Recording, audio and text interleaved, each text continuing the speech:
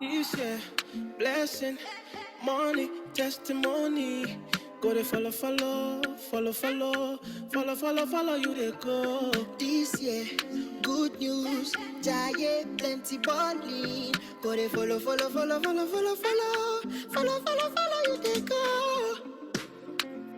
Everything I've been wanting, manifesting for my life. Everything you been wanting, manifesting for your life. Even before you call, you don't answer prayer. My papa, you too shy, you don't fit for your hand. Even before you call, you don't answer prayer. My papa, you too shy, fit for your hand. Everything I've been wanting, manifesting for my life. Everything you've been wanting, manifesting for your life. Everything I've been wanting, manifesting for my life. Everything you've been wanting, manifesting for this year, blessing, money, testimony. Go they follow, follow, follow, follow, follow, follow, follow you they go. This year, good news, giant plenty balling. Go they follow, follow, follow, follow, follow, follow, follow you they go.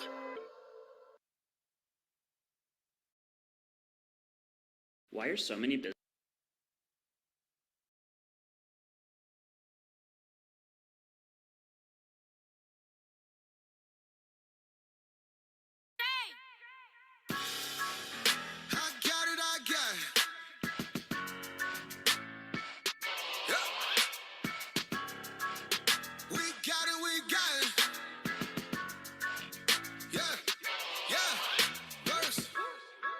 Jehovah Jireh, you are my provider, and you're my rider. You've been with me through the fire. No worries, 'cause you got me. Giving up, not likely. No, the devil can't stop me, 'cause I'm walking in my victory. Stay with it long as you're with me. Yeah, say this. You made a way. You made a way Out of no way. out of no way. You keep on blessing me You keep on blessing me every day. every day. Fight on my battle. Fight on my battles. You say the day. You say the day. Yeah. That's why we give you all the glory. Let's go. Can't nobody do me like you, Jesus. Ain't nobody do me like you, Jesus. Can't nobody do me like the Lord, yeah. Ain't nobody do me like you, Jesus. I give you glory, yeah. I give you glory, yeah. I give you glory, I give you glory, yeah. I give you glory, I give you glory, I give you glory, yeah. I give you glory, I give you glory, I give you glory, It's yeah. already It's mine. already mine. Never alone. I can go to the throne. He's right beside me. Hold my hand in the valley. Lost but now you found me. I don't know where I would be. Don't know who I would be. Yeah, yeah. Came through when I need him. He's a rider. Yeah. All my haters, you know he be fighting. Yeah. I never had no one to stick beside me. Yeah. And when it's cold, I know he got that fire. You made a way. You made a way Out of no way. out of no way. You keep on blessing You keep on blessing me every day. every day. Fight on my battle. Fight on my battles. You say the day. You say the day. Yeah. That's why we give you all the glory. Let's go. Can't nobody do me like you, Jesus. Ain't nobody do me like you, Jesus. Can't nobody do me like you, Lord. Yeah. Ain't nobody do me like you, Jesus.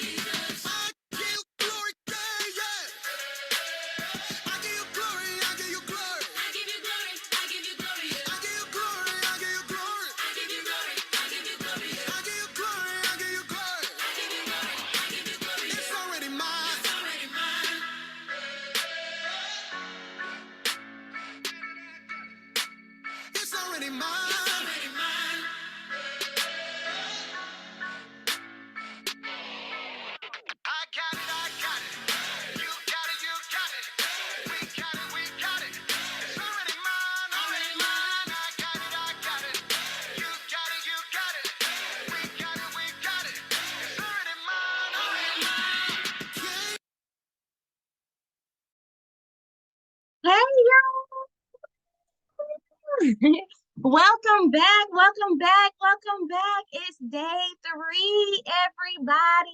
It's day 3. I'm super excited that all of you are here today. Y'all, we are making it through, and I can see some of y'all's beautiful faces, and I'm excited about that. So thank you so much for showing up for us in that way, because it allows us to connect with you, and it allows you to draw in your attention and get more out of it. Remember, every seed sown will have a harvest. So even you showing up and turning on your camera, whether you're doing whatever you're doing, working with kids, tending to different things, you showing up and turning on your camera is still a seed being shown. So I appreciate that so much. And thank y'all for the earrings. I had to take the backdrop off because I needed y'all to see these earrings today. Okay.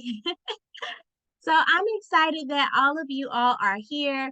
Welcome back to another day for the She Handles Business Summit, day 3. Y'all, we are rolling through. We are halfway through the week. I feel like we have had a full event every single day. Like the way that my body feels, it feels like we have had full events every day. And I'm, still on a high from all of it. So I'm super excited about everything that's been happening. I know that what we are doing has weight and it has power behind it, because when the attacks start to come, right? Little things have just been happening, and I know the enemy is upset, but we're going to continue to push through. Why? Because I know that there's so much attached to this. Whether you get something directly from this that you take, or whether it's things that God just opened up, doors that start to open up, things that start to flow. Somebody reached out to me and said that they got a client.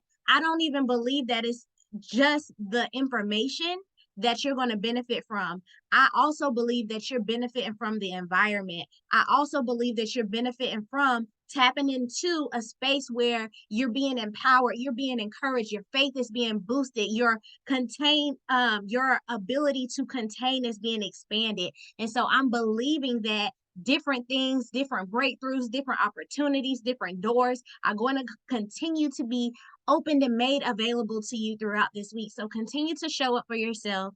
Continue to commit to the next 2 days. We got 2 more days left, y'all.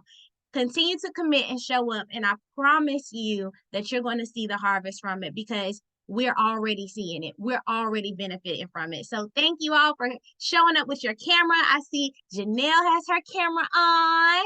I see LaShonda with her pretty afro and her camera on. Lakeisha Holly in that nice background. Thank you for showing up. Shamita, I saw you with the baby. Thank you for showing up. And Miss Jaquita, thank you for showing up with your camera. So I appreciate you all, because it helps us to be able to engage with you. So I'm excited about what we have going on today. It's day 3. Day 1, we laid the foundation. Day 2, we started to get some concepts around our business. Hi, Aunt Cena. She has her camera on. Hey, Cortisha George. I hope I pronounced it right. She has her camera on. I appreciate you ladies showing up that way. And then so yesterday we started to get some concepts around our vision and being able to bring that into fruition. We also got some concepts around authority, being an authority. And then we also even got some concepts around owning your dopeness. Now today, y'all, is when we get into some business nitty-gritty things that you need to know. We have amazing speakers for you today that I'm excited to introduce. We're going to hear from Trina Boyd, and she's going to be talking to us about, well, I'm going to introduce her in just a moment, but she's going to be talking to us about government contracting. We have then, let me make sure I got the people right. Y'all, my mind went blank. We have Ashley Recker, who's going to go last, and she's going to be telling us about sales and mistakes not to make in sales. And then we have Deanna Grant. Yes, Deanna Grant is going to be talking to us about the money, y'all. She's going to be talking to us about bossing up our numbers with our finances, our taxes, all those things that we don't really know when we get into business, but we need to know. So she's going to be talking to us about all those things. So I'm excited. Let's go ahead and jump into this very first speaker. I'm super excited, as always, to introduce the very first speaker. I didn't even spotlight myself, y'all.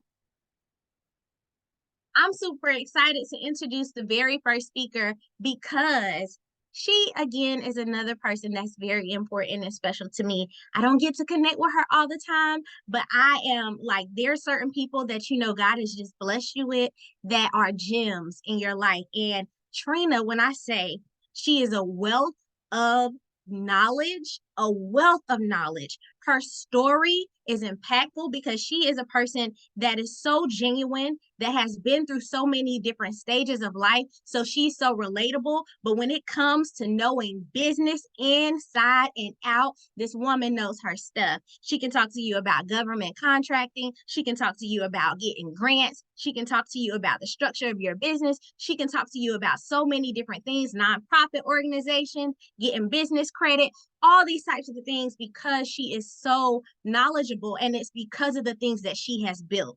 Her empire, yes, I called it an empire because she has an organization called Women in Power, and she gets to support women all over the United States. She has all of these chapters of women that she's poured into and encouraging, and she teaches all of these different classes. So very, very, very special to me, and I want you guys to get ready and get excited, because when I tell you, you need a notebook. You're going to need a notebook, because everything that she's going to say is going to be gold. So thank you, Trina. I am super excited that you are here, ma'am. Welcome, welcome, welcome to the floor. Let me find you so I can spotlight you.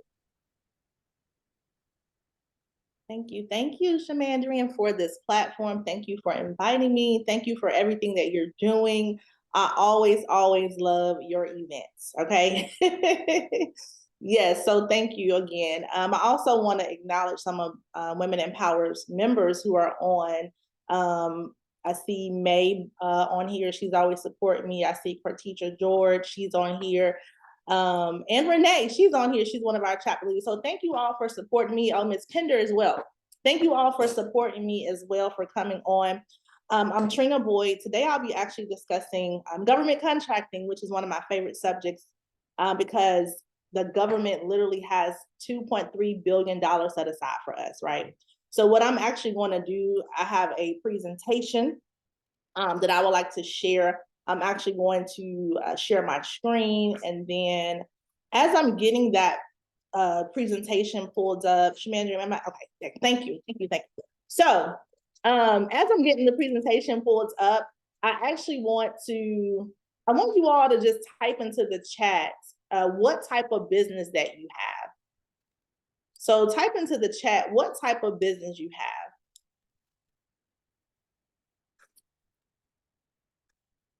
Okay, hold on 1 second, y'all. Let's see. I'm trying to share, so give me just a moment. So we have in here, we have credit repair. Let's see. I think I've seen a notary company. Okay, here we go.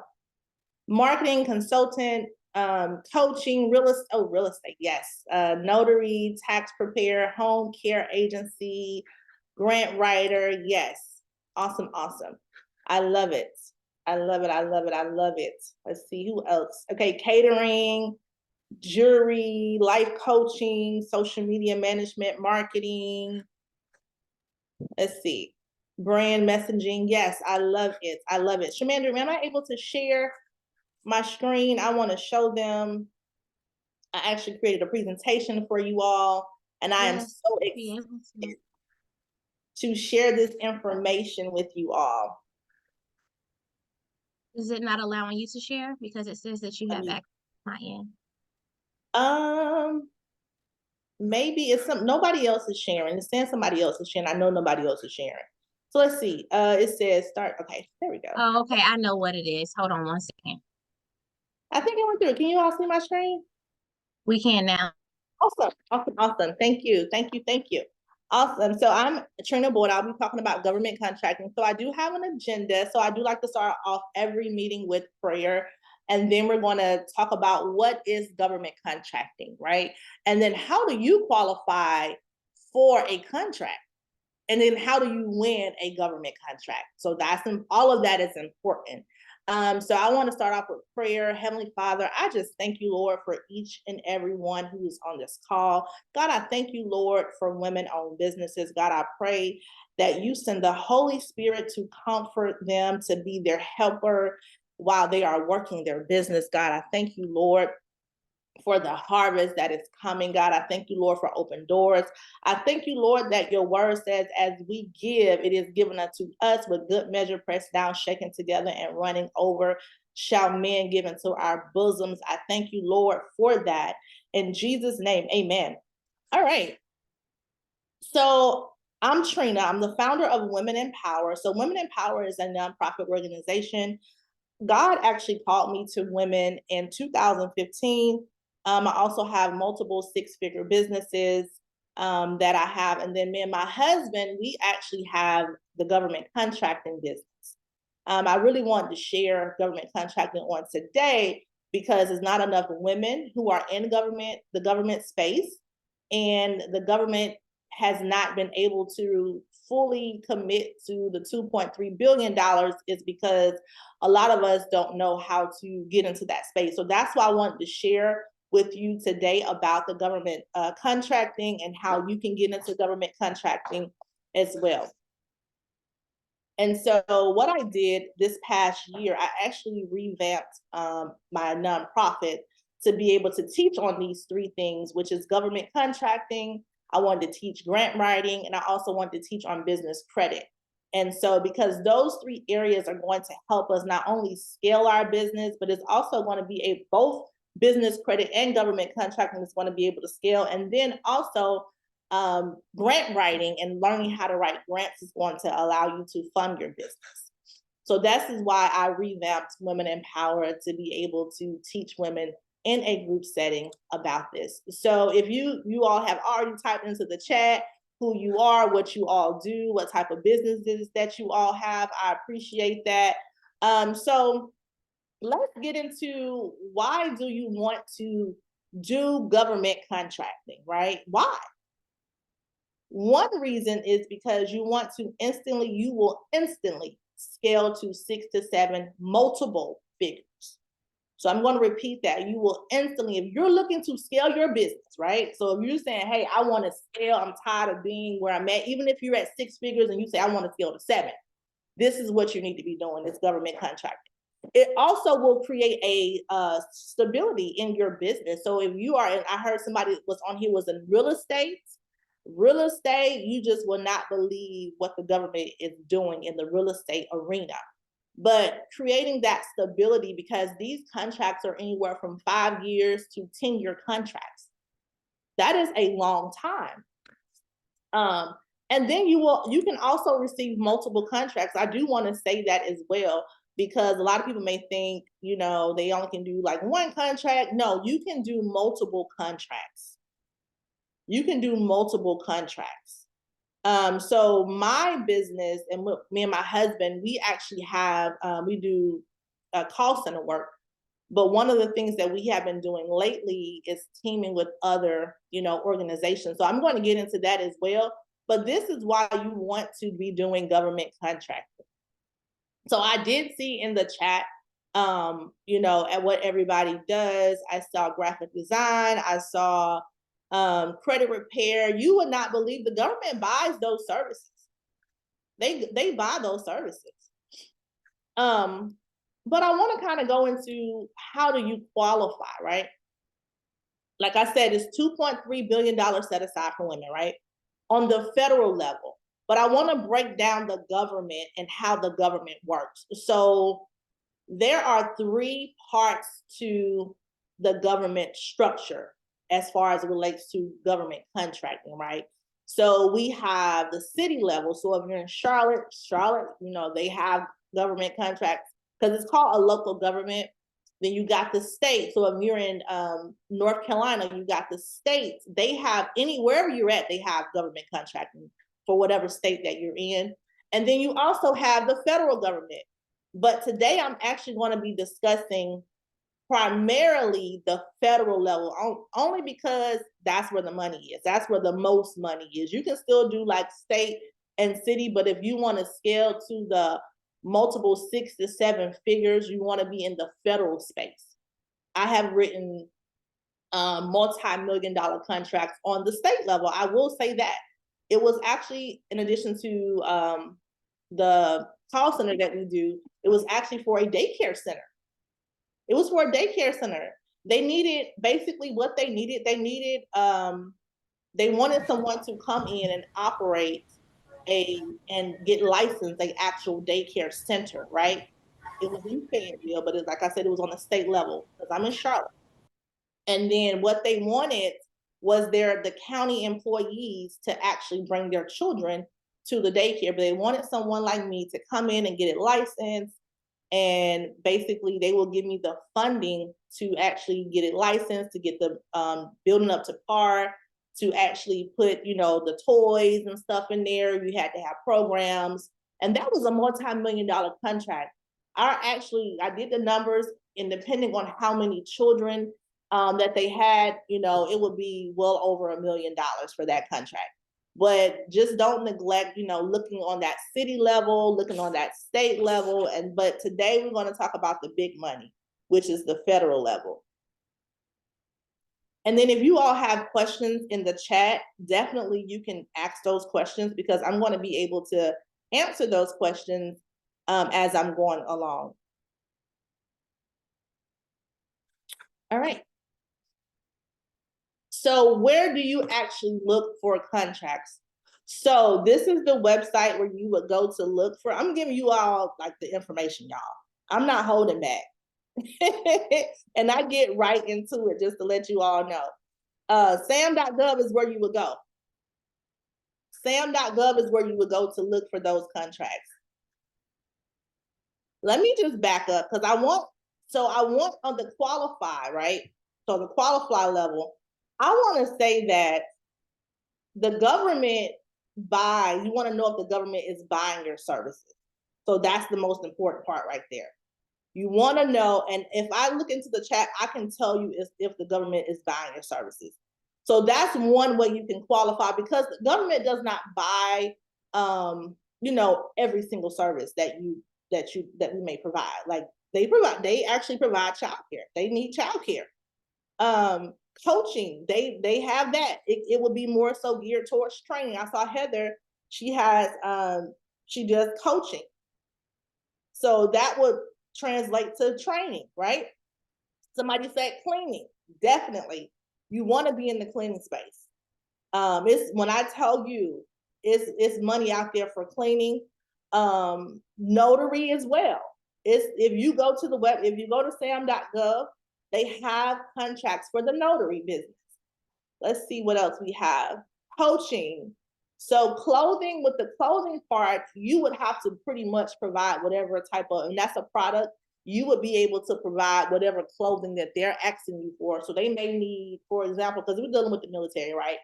So let's just say they may need, you know, so many uniforms, not military uniforms, but just, let's just say white shirts. They may need like 10,000 white shirts, and you have to send them a quote for that. You want to find the lowest price.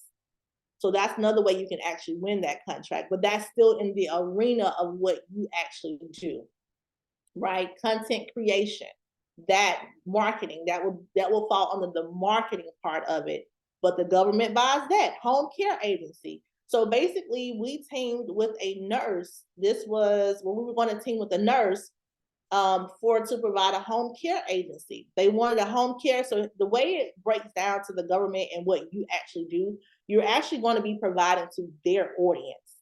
So it's not like, okay, we have an audience, you know, we got an audience and who we serve, right? But the government has an audience. They have veterans who need, you know, home care services. They'll want you to go in and get a space and then provide those services for them. But it's out there, right? I know you all have heard of transportation services. The real estate is, if I had to, next to what we do, right, I would do what we're doing now, call center, then real estate, and then administration. So even with Shamandria, she can do administration because of her background. And then, okay, who needs these type of services? So when you think about the government have the Army, they have the Marines, They have the Department of Justice. They have so many departments in the government. And these is so many. I don't even know. I can't even count how many departments are in the actual government under that, bracket.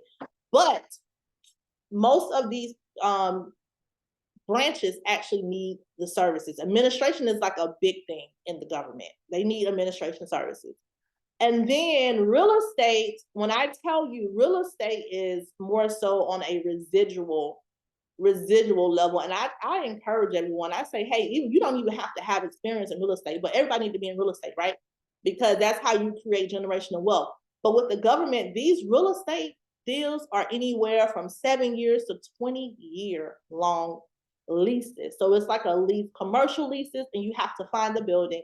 And that's how you're making your money in the real estate industry. So I encourage even my members for Women in Power, I say, you don't have to be in real estate to do this. You don't have to be in real estate to do it. They're not going to ask you for past performances, for real estate. You just have to find the building and be the lowest price. So I encourage everybody to get in real estate for the government contracting. All right. So I just wanted to say that. And then we want to talk about how do you win? Because when we submit those contracts, we want to make sure we win the contract, right? So how do you win a government contract? You definitely have to be ready. One of the things that I'm noticing with the government lately is that they're making it harder, right, to actually get registered. It's never been this hard. It's never been this hard to get registered. But I think they know people are now catching on, and they're trying to make it harder for us to register, but you can do it. You can do it. It's self-explanatory, and you just have to be ready. The website I gave you all was sam.gov. That's where you actually go to actually register. I do want to say, if you're currently working in the government, you cannot do government contracting. They say it's a conflict of interest, but my husband, he's actually retired from the military, and because we have certain certifications, we are able to be favored on actual contracts for service-disabled veterans. So you have to be ready. You don't have to have, but I prefer you to have a woman-owned small business certification. So I prefer you to have a woman-owned small business certification, right? Have anyone ever heard of certifications, like a certification for your business? Have you ever heard? Okay, yes. So you heard of certifications? Okay. No, okay. So what a certification is, right? A certification is classifying you as what that certification says, right? So this one is saying, okay, woman-owned, because I'm sure it's pretty much women in here, woman-owned small business certification. So what you have to do is submit paperwork in order to get that certification. So you can get it on the local level. We talked about the different levels of government, but you want to get it on the federal level, because guess what? On the federal level certification, it trickles down to the state, and it trickles down to the city and the county. So that's why you want to get that particular certification. But what it does, it opens you up for that $2.3 billion that's set aside for you for woman-owned small businesses. So how is that different from an LLC? It's actually not. It's just added on to your business. So you'll keep your LLC, and you'll pretty much just get the woman-owned certification. The only requirement for the certification is that you are at least 51% owned by a woman. Because like if you're a partner, like if you have any partners who are part of your organization and they have ownership into the business, then you just have to make sure that you are at least 51% owned. All right, so the website that you'll go to get certification is going to be the SBA website. That's where you go to actually go get the certification. I do want to say that there are actually contracts out where you don't have to have a certification.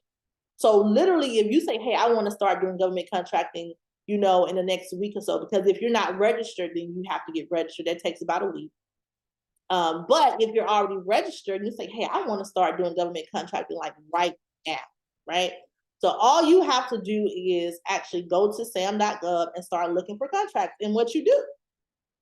And then the only difference is you just won't put that you a woman-owned business, even though you are, you just have to have that certification. But I would definitely be working on the certification. Because one of the things that the certification is going to open you up for is to team, which is the next point. Team with these big companies, right? You do not know how badly these multi-billion-dollar companies want to work with you because you have a woman-owned small business certification. I'm gonna let that sink in. Because guess what? A lot of the big companies can't qualify for some of these contracts because they make over the threshold of being a small business. But if they team with you because you got a woman-owned small business certification, now that's going to open them up. And the great thing about working with big corporations is they will actually write the contracts for you. So it's called teaming. This is what it's called. It's called teaming with other corporations. Because they got the people, they got the team, they're gonna write the contract, they just need your certification. I know this one guy, he is a veteran. He's out of the military, retired, right? And what he does, that's all he do is team with big corporations. That's all he do. He don't do no work, y'all. When I tell you he team with big corporations because he has a services-able veteran certification. And then I think he also has the 8A certification. The 8A certification is like the biggest certification you can ever have. But he has all these certifications, and all he do is just team, and he don't do any work. They write the contract, and he just get the check every Friday. That's it. This is how powerful a certification is. This is how powerful having the certification. So I'm not knocking not getting it, but like I'm saying, if you want to go ahead and start bidding on contracts, you can right now without it, but you want to be actively working towards getting the certification. So the guy that I just told you about, he grossed $23.7 million. He posted on Instagram. He grossed $23.7 million this year. Retired military guy. Retired. Okay. The last part is making sure you are priced right. Okay, so the certifications are free. I missed that. The certifications are free. So you just have to do the work. Make sure you're priced right, because you have to make sure that you are not overpriced, right? Somebody asked that question in the chat. What do you mean by, being priced right? So for example, it will be other people bidding on contracts. It's just not going to be you, it's going to be other companies. And it may not be other companies. And sometimes that's the great part about it. You just know it's a lot of people bidding on this contract. And now you can pretty much price it whatever you want to price it. They do have a budget though. I will say that. And they'll tell you, so like if the budget is like 7.5 million, you will see that on sam.gov.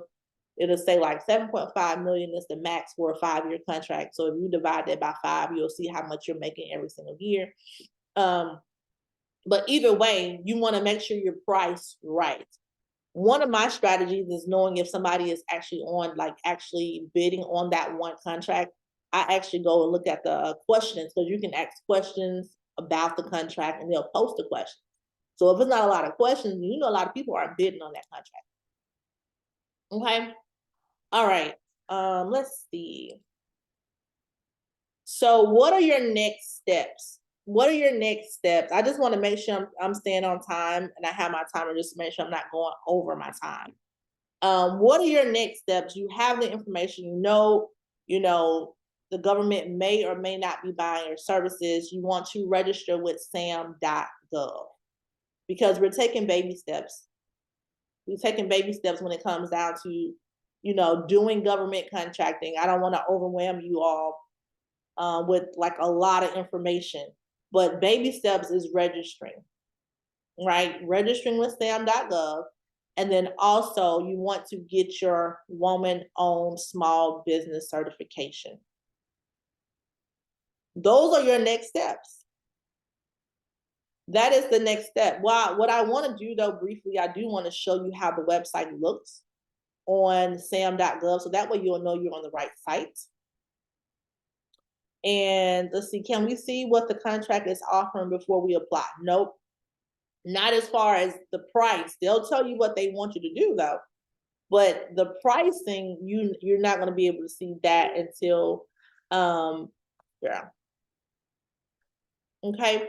So let me just show you all how the website looks, because that's important. Like, you want to make sure, like, once you're on the website, you want to make sure this is the right website to go to. So this is the website, it's sam.gov.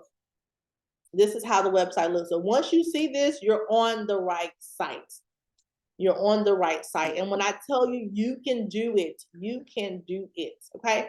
You can do it. This is the website. This is how it looks. And then I think I want to ask some questions. So if you are on here, what would be your next step if you say, hey, I want to get into government contracting? What would be your next step to doing that?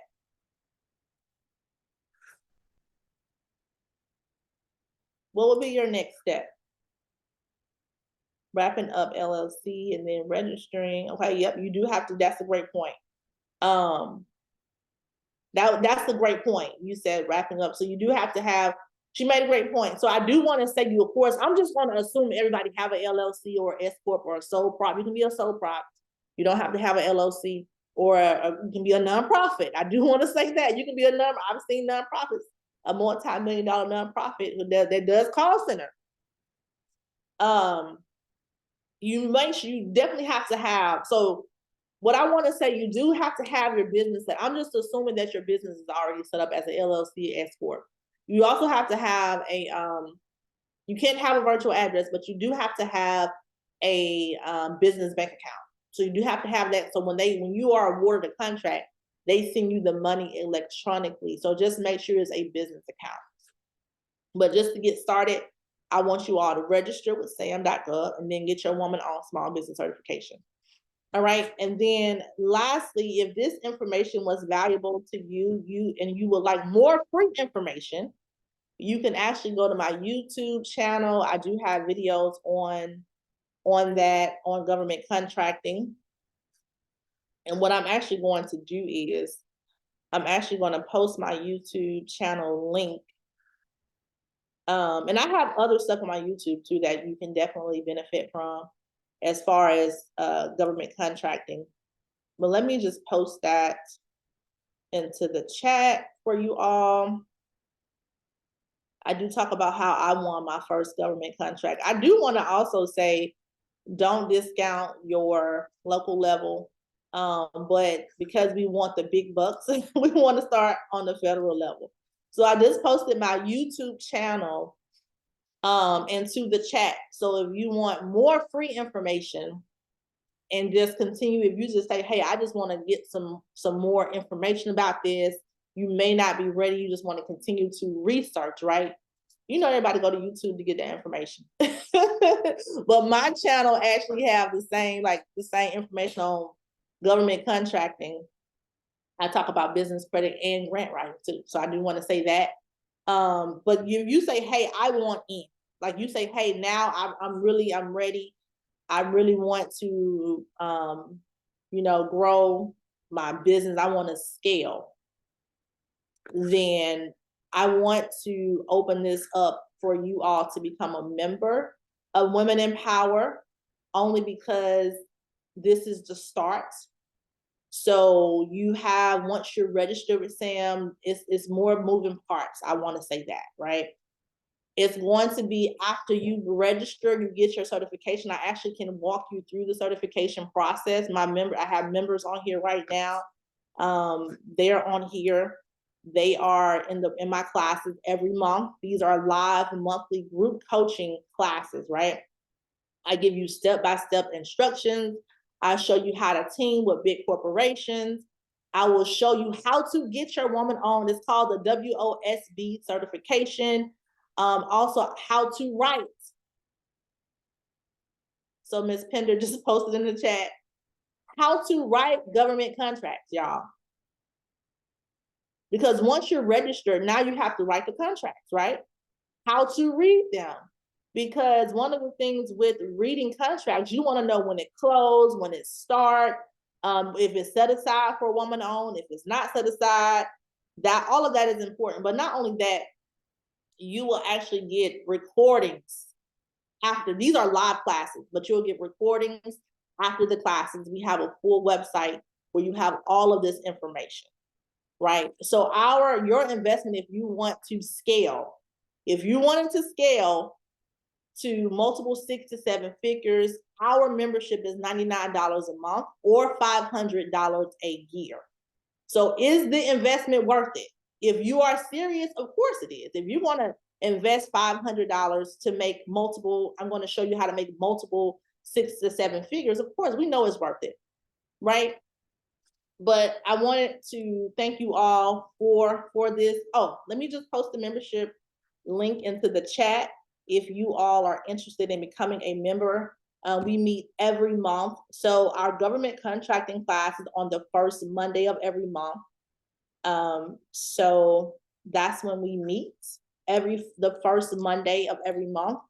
And after you attend the classes, it's more so just working towards, you do have access to me. I do want to say that you have access to me, because I genuinely want to see you all succeed. That's my goal for women.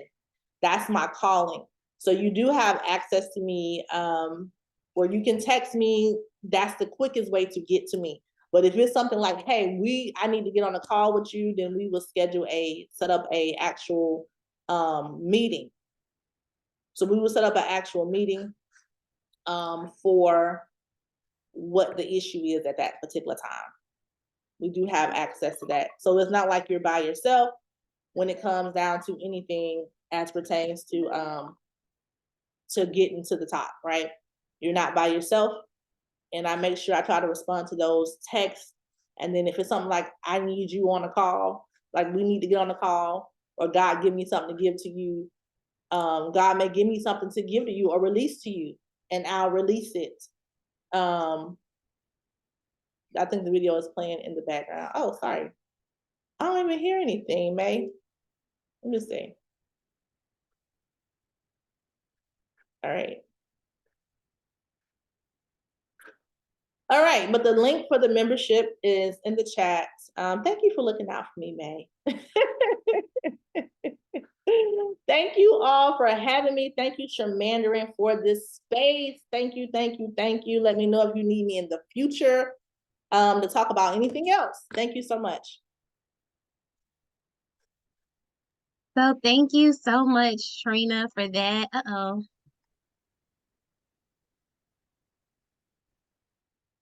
Y'all, did y'all get something out of that? Did y'all get something out of that? I told y'all she was going to be a wealth of information, because she really is. And this was just a little tiny tidbit of what she shares, but I have been in some of her classes. When I first met her, I went to the business credit class. And another one of her classes, I don't remember exactly which one it is, but you get information from the beginning to the end, step by step, easily broken down. Like, she makes things very clear, very simple, very easy for you to be able to grasp the information and apply it. And she wants to see you win. And when she said that if she has a word for you, she's gonna message you, she gonna call you, she gonna text you and be like, look, I had a dream, I got a word, God said this, whatever. And if you just be open to it, when I tell you, like, she is a very, very powerful woman of God, and the things that she has spoken over my life, the things she has shared with me, we could have not talked for months at a time, probably even a year or something had gone by, and she'll be like, look, hey, this is what God said to me, and it is always on point. She don't know nothing that's going on in my life or business, but it's always directly on point. So Trina is truly someone that is just genuine and 100% like someone that you would want to be connected to. And her membership is well worth it 100%. I'll say that over and over and over again. So definitely get connected to Women in Power. She has dropped the links. I have the links, so they will also be in our Facebook community chat. And y'all, if y'all are not in that chat, you are missing out because our chat has been so fun. Not only have women been able to connect with each other, it's just been genuine and we have had a good time in that chat. And of course, all the links, I hear you, Tavia said that the chat is lit. All of the links that all of our speakers have been sharing have been posted in that chat. So it's easy for you to get to what you need. And then also the speakers are in there, so you're getting the opportunity to build relationship even more with these speakers because you're being connected to the chat. So let me drop the link for the Facebook chat community.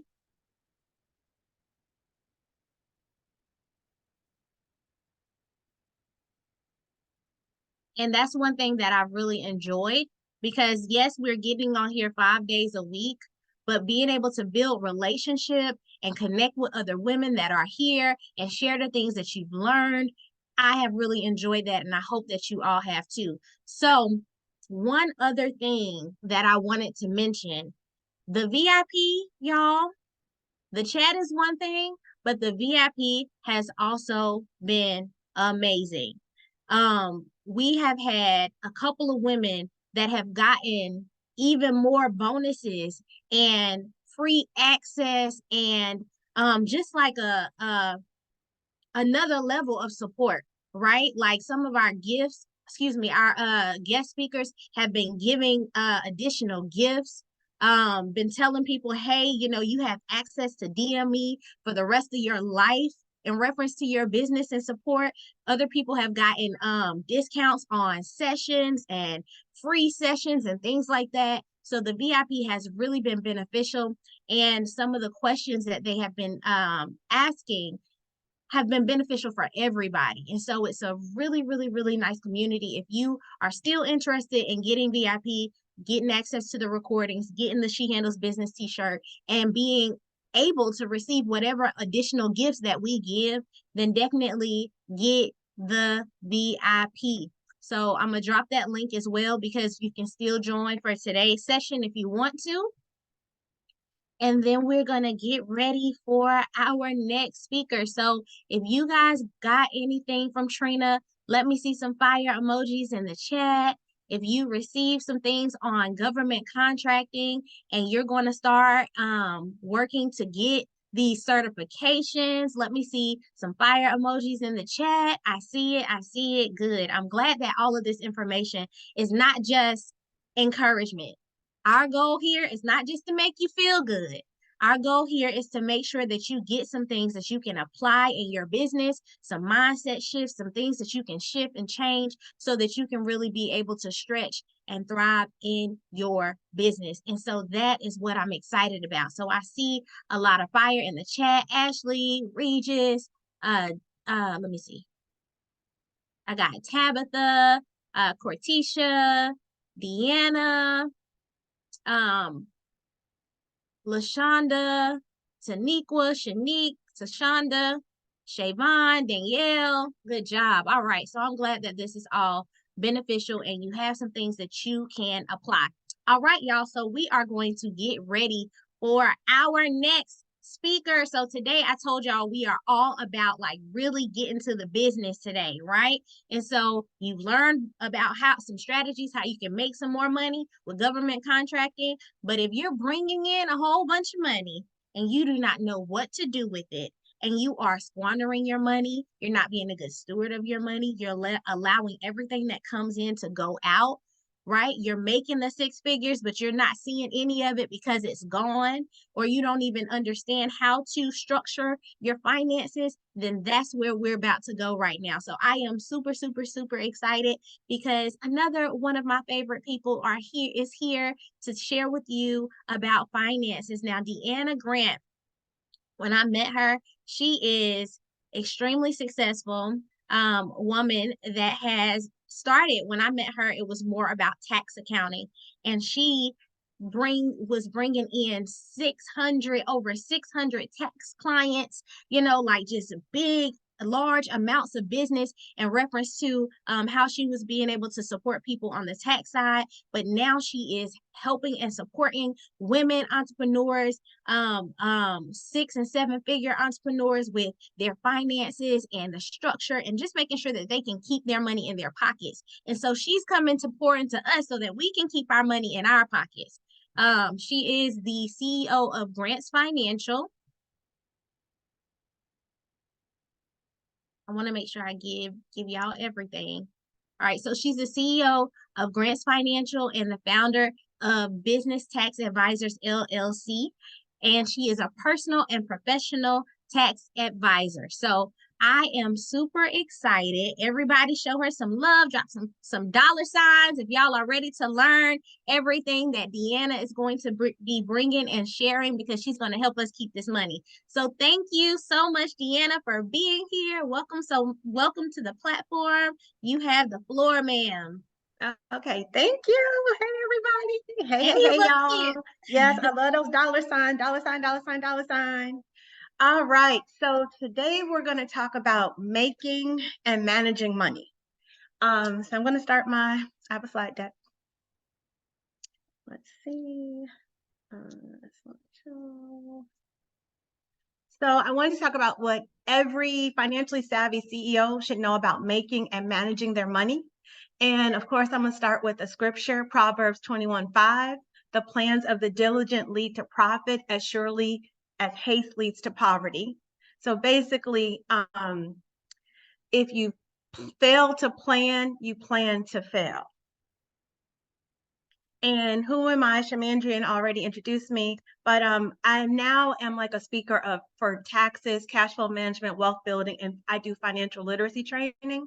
I work with 6 to 7 figure business owners, and I've been doing this actually for 20 years. So I worked at a firm for 10 years prior to starting my own practice, and I've had my own practice for 10 years. And yes, I've prepared over 10,000 individual and business taxes over this tax lifetime. Okay, now what I notice about entrepreneurs is when they are talking about financial order and being a good steward of their finances and keeping their finances, for some reason, it looks like this. It's like a hot mess. It's never organized. And if we want to understand our numbers, if we want to grow our numbers, we must be organized in this area, because we're in business to make money. The money is the heart of the business. So I know that there's passion, there's purpose, but there's also power in keeping your dollars, but keeping track of your dollars. So you do not want your financial records to look like this, because typically when your financial records look like this, your bank account kind of looks like this, and you feel crazy with your business because it's out of order. I just want to remind everyone, because the IRS, I'll say the Uncle Sam is my boss. Everyone, it's actually a tax law that everyone in business must keep. You're supposed to keep good books and records. That actually is part of the revenue code. So if you ever got audited and your financial records look like those receipts, more than likely it'll cause you to owe more money, or you won't, in the audit, you will not get a no change. You'll end up owing Uncle Sam more money just because you don't have your records in order, and that you just don't want that to happen to you. So today we want to talk about a money mindset shift. Like, how should we really be looking at our money? How should we think about it? What do I need to know? So I want to tell you that to end some of your financial frustration and what most business owners get wrong, and why you feel like you're struggling to pay your team, struggling to pay yourself, it's your money mindset. It's just your money mindset. And so this I see all the time, where people have lots of sales. I've seen 7 figures of sales, multiple 6 figures of sales, and then that bank account is usually -1,000, or the bank account just never keeps money in it, which for me, it makes me cringe, because I feel like profits are everything. So it's really, when that happens, it's because of your relationship with money. Now, when we have relationships, and now the relationship I could think about the most is like a romantic relationship, or even a relationship with your kid, or even your siblings. When we have relationships, there's certain things you have to do to maintain a good relationship. So you have to basically communicate, you have to spend time, you have to invest time in a good relationship, you have to spend time, invest time in it. You want to communicate and make sure you have understanding of the relationship. And those are just some of the intangibles. So when it comes to our money, we actually have to do the same thing. We have to actually pay attention to our finances, because in that relationship, when you're not paying attention to the person, it could be if you're not paying attention to your kid, your siblings, or your spouse, then that is going to cause you problems. So when you're thinking about your relationship with money, you want to think about the same thing. I have to pay attention to it. I have to take care of it. I have to take time with it. Okay, so today I want to talk about the difference between, actually I want to talk about revenue, profit, and cash. And what are the differences between revenue, profit, and cash? Because I believe these terms get people not messed up, but I'll give you some examples. So revenue is just basically your top line. Revenue is basically all the money you're bringing into your bank account. It's all the money you bring into your bank account that you've created from sales. Profit is after your expenses. So it's revenue minus expenses is your profit. I want to give you a real life example. So if a business owner, this to me is like fundamental. So if a business owner, if you have gross revenue of $1 million, but your business expenses are $900,000, your profit is $100,000. So top line, you brought in $1 million, but you're spending to keep that business going. You're spending $900,000, and then your profit is $100,000. Well, the problem is the business owner, they think they do have $1 million business, but when they're spending money, when they're making decisions, they're spending money off of that top line number. Like, I got 7-figure business. And then they're making all of their business decisions based off of the $1 million.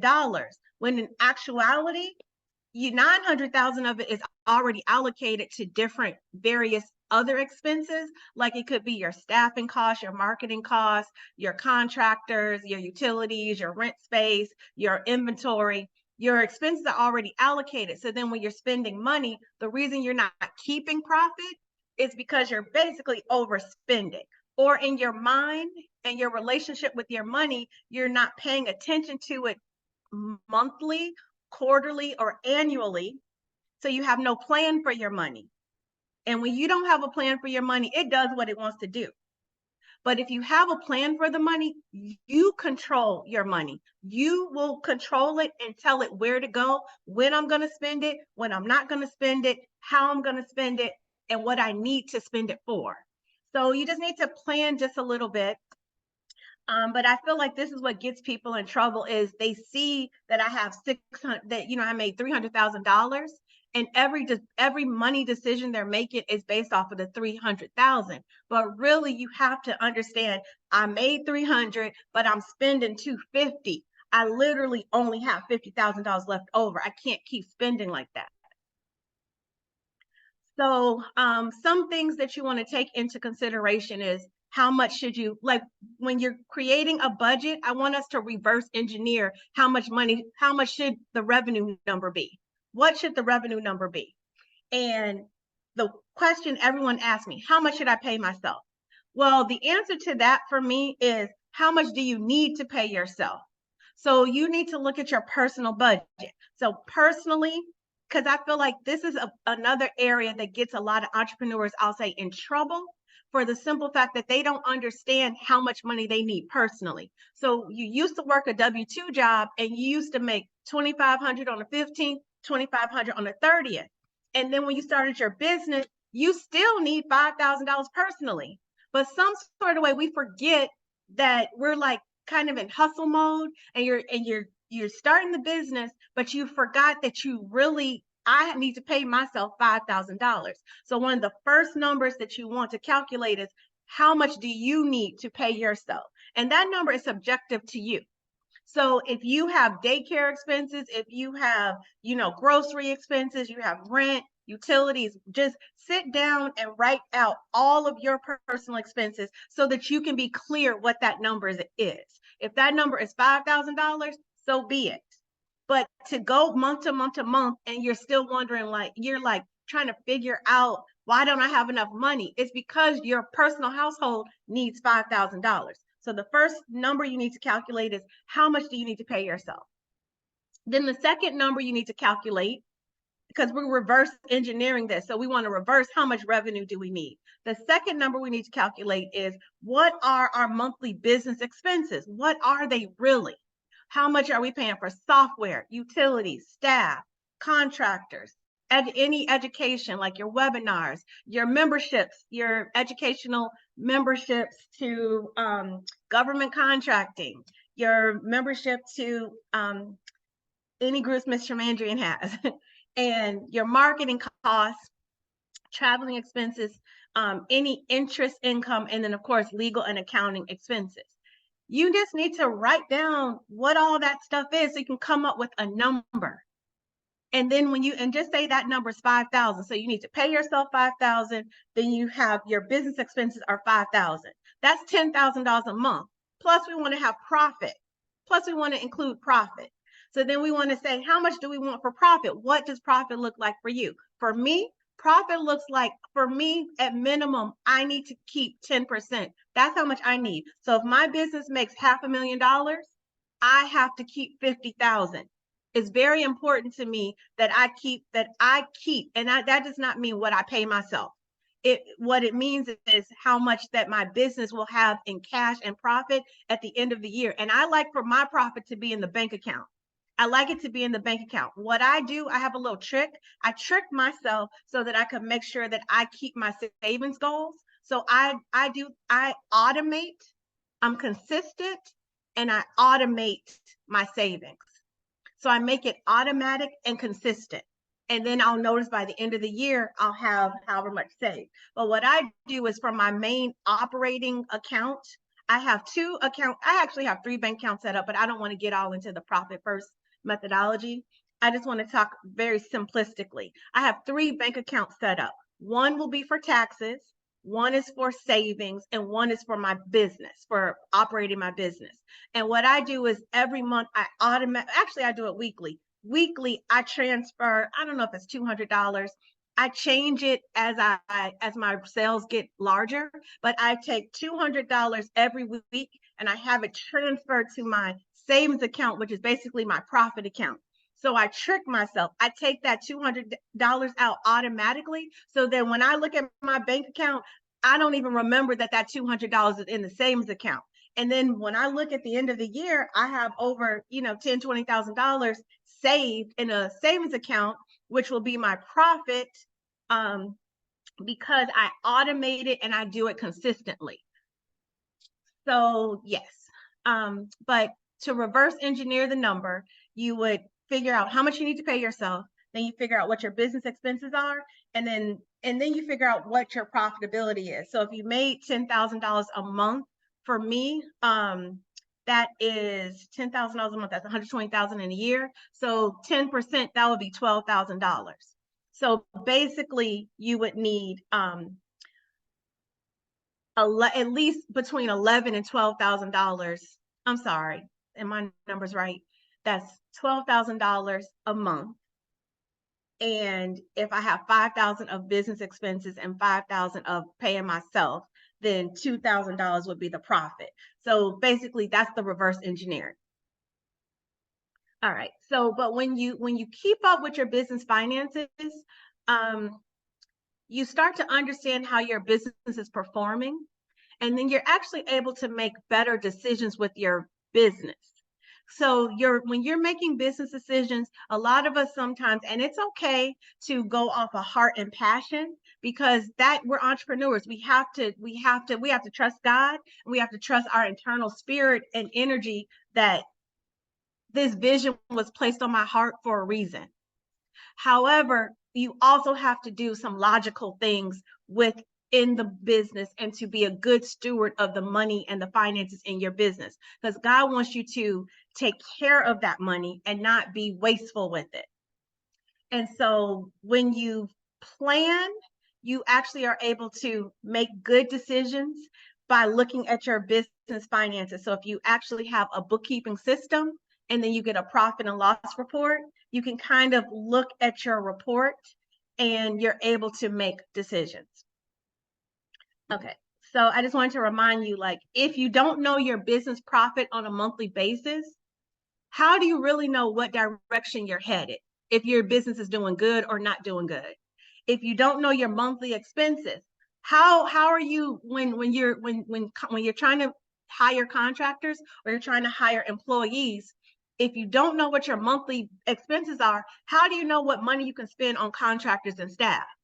And if you don't know your business financial numbers, how can you evaluate any future plans for the business and or make business decisions? When you don't know what the money is in your business, you're making decisions very blindly. You're just hoping and praying that you have the money. You're just hoping and praying that the money comes from somewhere. And I believe that causes financial frustration versus financial confidence. A financially confident person has a really good relationship with their money. And I understand some people like, I'm not a numbers person, I don't like numbers. Well, then you can just hire some help. And if you can't afford help on a monthly retainer, then sometimes if you have an accountant, CPA, tax advisor, you may be able to just schedule a 1-hour session. Most people will allow you to schedule at least a 1-hour strategy session or something, just so that maybe you can't afford this service monthly, but you need to make sure you take care of this and that you have this special consult, because your accountant will help you to all of these things. They will be able to help you to answer these questions. All right.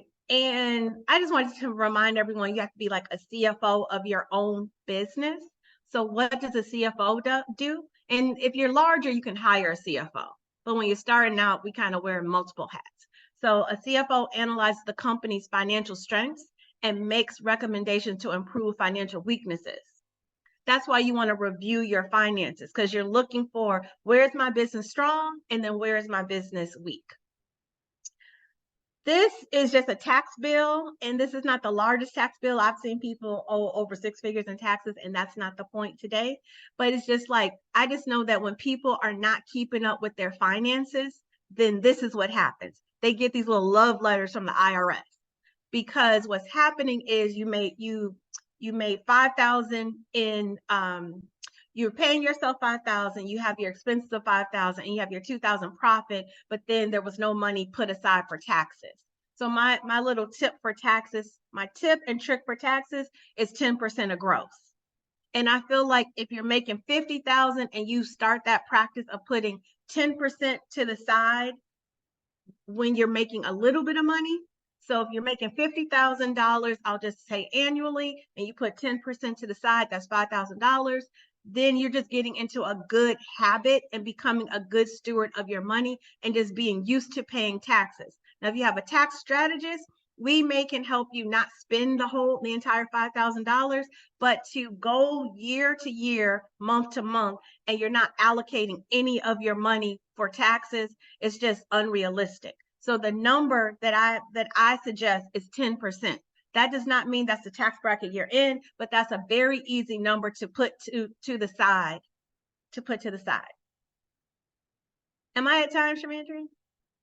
Oh, okay. Ma'am, you So- got time. You're doing good. Okay, good. Okay. All right. So I wanted to talk about making and managing money mistakes that I see people make in their business. So one, like I kept saying, not even having a financial plan. And I'm actually going to share with you guys a template. I have a template for a financial plan, so you can actually see what it looks like. But mistake number one, not having a financial plan. Mistake number two, not having enough cash flow. And a lot of people are like, I don't have the money for this. So my business advice is get the money.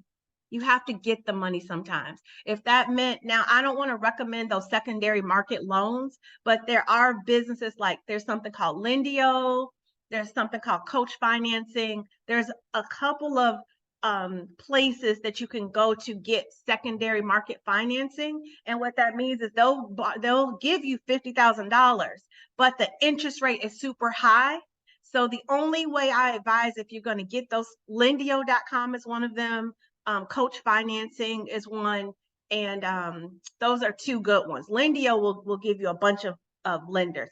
I think there's one called Upstart. Upstart is another company, but the interest rate is super high. So if you're gonna borrow money from one of those like secondary lenders, then you definitely need to have a plan for it. You need to have a plan so you can make your profit back fast and you can pay that loan off fast. But mistake number 2 is not having enough cash flow. So you're operating your business with not enough cash. Number 3, not having a financial management system. You have no QuickBooks, you have no FreshBooks, you have no Wave, you have not even a spreadsheet. That's a mistake because you don't know what's going on with the money in your business. Mistake number 4, taking advice from friends. Because sometimes your friends, especially your friends that are not entrepreneurs, they have all of this advice and they're like, I heard this, or even some of those TikTok things, even though I would love to get on TikTok more, but some of those TikTok advisory posts, they trigger me sometimes because I'm like, they're selling you, but they're not telling you the whole picture. So you have to, you want to take advice from a professional, basically. And mistake number 5, not paying taxes. That's a mistake. All right. So I think these are some financial systems. Like if you don't have a financial system, these are some financial systems that you could utilize. So I love QuickBooks Online. So there's QuickBooks, there's FreshBooks, there's Xero. Expensify is really just it's an app, it's free. It's really just to track your expenses, but it's still better than having nothing. There's something called TaxBot. And then there's also this one called Wave, WAVE. Wave is free, but it gives you a way where these systems will connect with your business bank account, and then you'll import the transactions from the business bank account into your financial management system, and you should be able to get a report so you can review your finances. Now, I want to share with you like an example of like a cash flow plan so that you can see what it is. And I also want to share with you something on like a net worth plan too. So I'm going to do this one first. Okay. So all of us want to be millionaires. We all want to be millionaires. And you're like, how can I become a millionaire? Well, this is a little schedule that will show you how long it'll take you to be a millionaire. So in this example, a business, just say they made $500,000, and margin means that 50%, they use 50% for expenses. So I'm gonna change that to 75%. So you make, no, 25%, sorry.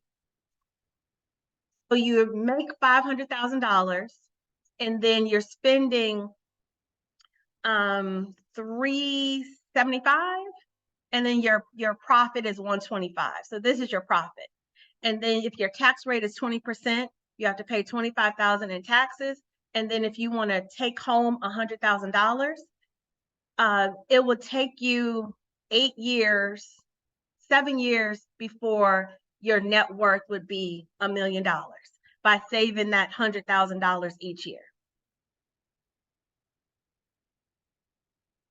Okay. And then I'm going to now share a cash flow plan. Okay. This is a cash flow plan. And I actually have this template. So this is actually how you would go about planning your business and planning the income and expense of your business. So remember I said the first number you need to know is how much should you pay yourself.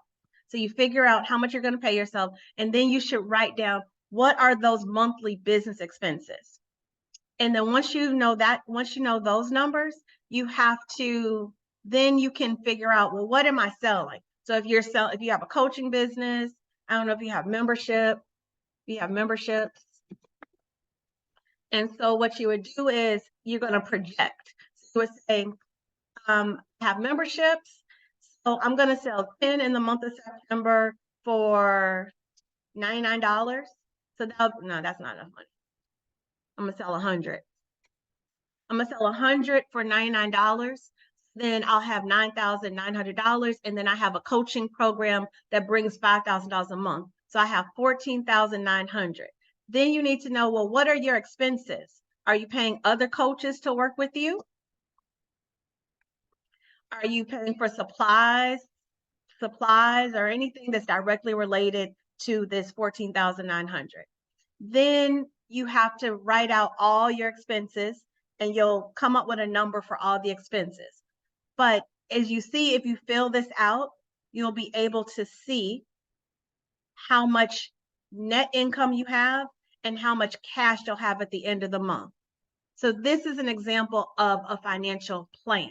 And you would go through your whole year. So if you're going to do a Black Friday sale, you would incorporate sales and the expenses for Black Friday, et cetera, and et cetera. All right, now I'm going to stop sharing. And I actually can take questions. I could take tax questions or I could take accounting questions.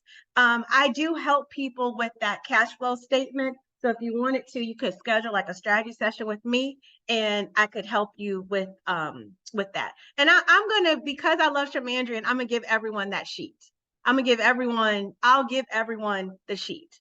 So Shamandrian, can I give it to you? And you can pass it out to everyone. But if you need help with filling it out, I can schedule like a strategy session. I'm actually going to put my Calendly link in the chat and you could schedule something with me, but I also want to answer questions for you guys. If you have any questions, ask me anything. You have me here to ask any questions that you want to have answered about finances. What should I do better? Taxes. Do you offer bookkeeping services? Oh, I do. I do offer bookkeeping services. Yes, I do. So with because I know you mentioned QuickBooks, and I think I had that at one point, and then it just kind of went wherever it went. But now I use HoneyBook for like my contracts and my invoices and stuff. And one of the other ladies in the chat had mentioned HoneyBook as well. They've added to their platform where you can outline your expenses so that you can have all of your tax information ready. Is that something that those of us who have HoneyBook, is that something that we can still use, or do you recommend we use like the QuickBook or the Wave or any of the other platforms that you showed us? I don't mind if you use HoneyBooks. The only thing is that I think Dubsado and HoneyBooks keeps expenses, and I don't have a problem with it. But I've noticed that when I do taxes at tax time, people don't have all the expenses entered in there.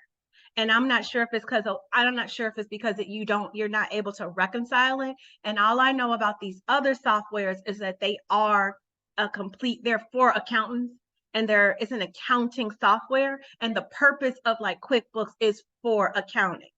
So I don't have a problem with using HoneyBooks, but as long as you're putting in all your expenses so that you have an accurate income and expense, then you could use it, but just making sure that you're thoroughly putting in everything. And I'm not sure if HoneyBooks provides checks and balances to make sure that all of the expenses are entered into HoneyBooks. Gotcha. Okay, thank you. Mm-hmm. Any other questions? I have I don't know if it's a question or a statement. You made a comment about if you did not have the funding to use, you name a couple of sources. Would that be wise to use a higher I don't think that would be wise to use a higher interest rate lending company, especially if you're already struggling going in. So I understand what you're saying. You could go get a traditional bank loan. Right. It's just a little bit slower. There are like some kind of community development companies. There's this one I know in Chicago called Axion. Typically a women's business development center in whatever city you're associated with, the Women's Business Development Center, they usually have access to these some other lenders. And I want to answer your question. If you're struggling and you don't have a plan for that money, then no, you shouldn't take it. Right. But if you know, like, okay, for Black Friday, if you have like a track record of sales, and you know for Black Friday, I need to spend $10,000 for Facebook ads, but you know that you're going to monetize it, then it's better to have the money and get a bigger audience reach, because you'll probably make 100,000. But only if you've learned your business and you're clear that if I take this $50,000 and pay this high interest, I'm able to monetize it and basically double my money. Because sometimes you need cash to do certain things. Right. But I think the advise that misconception if you comes are in. struggling, if you're Yeah. struggling, what I'm going Right. to say is you need to charge more. Right. That's what I was saying. Charge more. The biggest misconception comes in. Because you're in explaining it very well, is that some people just take part of what you were saying to them versus the whole picture, in its entirety, and say, hey, she said I should, go out this way. But it's very important to listen. That's the reason I asked that question, because people have to be mindful that just don't take bits and pieces of the information, because what she's given is diamonds and pearls. You can't get no better than that, because the information is valuable. Because I've been in the financial institution almost 25 years, and definitely that should be your last result. But if you're big business, if you're small business, that's not the way to go. Somebody wrote in the chat, plan for your money. Yes, plan for your money. Some things you want to take on, your heart desire, but you're not in that position yet. You just have to wait. But that's kind of why I was talking about that financial plan. So you Right. see, if that plan, that template, which I'm gonna give everyone, if you sit down and you think about your year, you can then actually see how much money you're going to make. And you can either have organic sales where you're just like one customer at a time, but you're able to plan and make decisions, but not looking at just today, but let's forecast it 11 months from today. Let's think about, like, most bigger businesses, they got 2-3 year plans. Well, this is where we are today, but if today we're in struggle mode, what can I do 11 months from today so that I can change my financial outcome? And I just got to do a little planning, but it first starts with, where am I now? Because why am I struggling? Why am I struggling right now? And more than likely, it's because we're not charging enough. And I agree with you, Deanne, because I don't know if that's women, I don't know if that's Black people, I'm not I sure. agree with you, because what underprice happens is you used ourselves. to, when you were at a W-2 job, you were like, when you made that jump from W-2 job to entrepreneur, you were like, hey, the W-2 job paid me 100,000, so all I need to make is 100,000 a year. But that's not true. That's not because true. now, as an entrepreneur, not only do you need the 100,000 for yourself, you got to pay your team, you got to pay for your marketing, you have to pay for your education and training, because you need to get educated and trained in entrepreneurship as well. And you have to pay for your rent, you have to pay for utilities. There's a lot of other expenses. So your number is not 100,000. Your number is actually 150. And then I didn't even include profit or taxes. So or insurance. It's a matter of just planning for it. But I wasn't trying to recommend like a secondary market company so that you can get more in debt. I'm actually not opposed to debt, because if I'm gonna take the debt on, but I'm gonna take it on with a plan. If I take that debt on, if I'm like, I need 20,000 for my Facebook ads because I'm about to make, 250,000, which I've seen people do.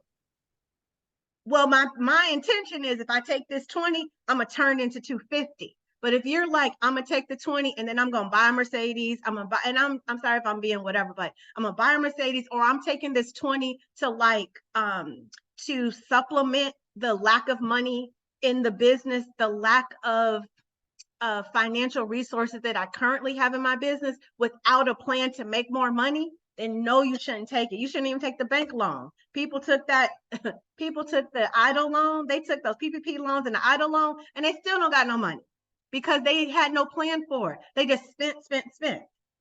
So that's it. Thank you so much, Diana. I thank you so much for the wealth of knowledge. I thank you so much for even answering questions. So yesterday we had an opportunity where some people got to get some questions answered, and today as well, because like the things that you guys are sharing, you and Trina, is like heavy. It's a wealth of knowledge. It's the things that we really, really, really need to know. All of this stuff is things that we need to know in business, but those things are deep. And so you need intimate time with these people, right? So make sure y'all are following all of our speakers, because I know that 30 minutes is not a whole lot of time, and we have questions and things that we want to ask. So make sure you are following these women, get their Facebook, like connect with them in the chats and things like that, and get their Facebook accounts, because they share so much that's so good, that can really help us in our businesses. So I appreciate you, Deanna, for everything that you shared, because it was good. Look, the Oh, chat my was going Instagram is crazy. at Tax Boss Lady, by the way. Tax Boss At Lady. Tax Boss Lady. Yeah. Yes, and look, she stepped on a whole bunch of people's toes, like all of our feet. We hurting over here. We ain't got heels on, and we hurting because I know that like when we first get into business, all we think about is either the impact or making money, making impact. We don't think about the structure and what to do with the money and how to make sure we're keeping the money and all of that stuff. So make sure you're taking advantage of it. She did drop her link for her strategy session in the chat. I have the link as well. So I put it in our I'm gonna drop it in our Facebook chat soon, so that you can go back and go through all of these amazing links that everybody is sharing, and take advantage of what is being made available to you, y'all. These women are gold. Thank you. Janelle just dropped her Instagram there, Tax Boss Lady. Make sure y'all are getting plugged into these people, because these are great people, right? They are amazing, amazing, amazing. They're my jewels, right? All of my jewels I'm sharing with all of y'all all this week. Okay, so getting ready for our next speaker. So we have gone through, I swear it feels like after the second speaker, it just feels like it's going by so fast. And I'm like, oh, we got to slow it down. Our time is wrapping up so fast. So we are about to get ready for our very last speaker. But if you enjoyed everything that Deanna shared with us, please drop some dollar signs. Let me know that you are enjoying this and that you're going to be keeping more of your money in your pocket, that you're going to be putting those accounts the way that you need to structure them, so that you can make sure you're saving your money, so that you're paying yourself, that you're documenting your expenses, all of that stuff that we learned. We need to make sure that we're implementing. So I see Nikki has dollar signs. I see money bags. Look, we don't just have money signs in here. We got we got money bags over here. So they are securing the bag. So I appreciate all of you for just being in tune with that and sharing, being attentive to what is being presented to you today. So getting ready for our final speaker of the day is another sweetheart of mine. She is so sweet. And every time I encounter anything that she does, it just feels like a motherly hug, because she's just so warm and sweet. But don't get me wrong, because even though she's very sweet and even though she's very kind, she's going to make sure that you know exactly how to show up online when it comes to sales, when it comes to your content, and she's going to do it from the love of God. So I love that. So I get to introduce you all to Ashley. Let me tell you a little bit about Ashley. So she is a former high school English teacher whom God transformed into an international speaker, author, business consultant, and brand strategist. Her clients are powerhouse Christian women with online service-based businesses who have worked with her to elevate their messaging, marketing, and offer suites. And Ashley Record is going to be sharing with us the five biggest mistakes Christian women make when selling online. So if you guys are ready to make some sales and you're ready to avoid all of those mistakes that you would be doing by yourself without this content that she's going to give us, then go ahead and drop. We're doing $ again because she's going to help us with sales and make some money. So let me see who is ready to receive Ashley. Let me see who's ready to receive Ashley. All right, all right, all right. So I see everybody's getting ready. All right. So Ashley, thank you so much for being a part of this. I tell you how special you are all the time because you're so sweet and I love it. You have the floor, ma'am. Thank you, Queen. That I just saw Janelle said that introduction was so incredible. It really was, like, my goodness. Like, if I wasn't feeling good today, the way that like Shamandrian just edifies you and like sets the stage is just so incredible. I am so excited, y'all. I'm gonna go ahead and share my presentation, and then we are gonna get into this, y'all. So I'm not going to talk about you, right? This is the reason why I didn't say the 5 mistakes that you make when you sell online, because we're not going to put you in here. Now, if you happen to see yourself in here, then that's good, because that means that you can then apply the things that I'm sharing to move your business forward, okay? But I'm going to tell you about me. I'm going to tell you about my clients, and maybe you will also hear about you, all right? So 5 mistakes Christian women make when selling online. The way that I did this was kind of a countdown. So we're going to start with number 5. And y'all, I used to be a teacher, right? Like Shamandrian said. So I don't believe in fluff.